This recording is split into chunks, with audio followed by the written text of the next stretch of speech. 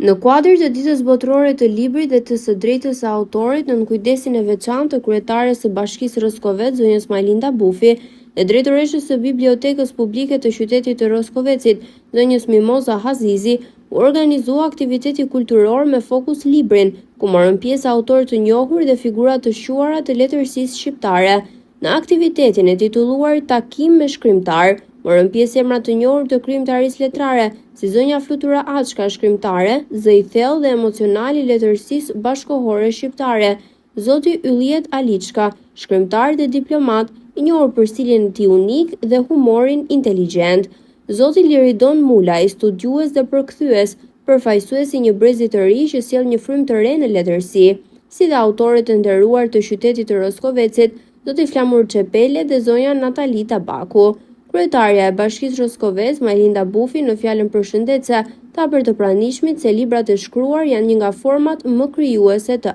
artit. Librat i japin perspektivë botës përreth jush, ato kanë fuqinë për të na transformuar, pasi ato mund të rrisin fuqinë e imagjinatës sonë dhe mund të veprojnë si një portë që hap dyert e jetës nëpërmjet njohurive që na japin për të kaluarën dhe kulturat tona. Librat krijojnë besim, ndihmojnë të rriteni emocionalisht dhe përmirësojnë fjalorin dhe mënyrën e komunikimit. Rinj të tjerë, pavarësisht moshës, që kanë dëshirë të shkruajnë, të hedhin në letër, mendimin e tyre, imagjinatën e tyre dhe për të lënë gjurmë në këtë pjesë shumë të rëndësishme në fakt të jetës sonë të përditshme.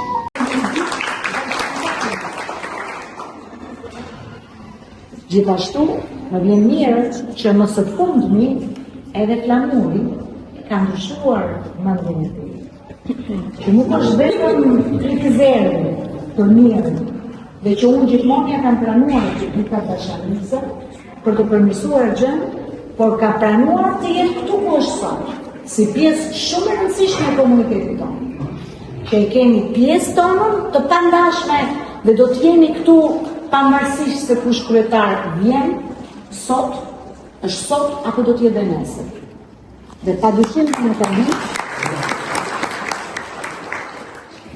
edhe Natali, si një nga shkrimtarët më të reja, siç e tha edhe Moza, që ne ja kemi promovuar edhe romanin e vet që ka shkruar, që është si një motiv. Në një atmosferë miqësore dhe frymëzuese me pjesëmarrjen e intelektualëve të fushës, mësuesve, nxënësve dhe dashamirësve të librit, në këtë aktivitet u ndan mesazhe të çmuara për rëndësinë e leximit në ndikimin e tij në botkuptimin e jetës, duke nxitur reflektimin mbi rolin etik të librit në formimin individual dhe shoqëror. Libri është një pasuri e paçmuar që duhet ruajtur dhe zhvilluar, theksuan krijuesit.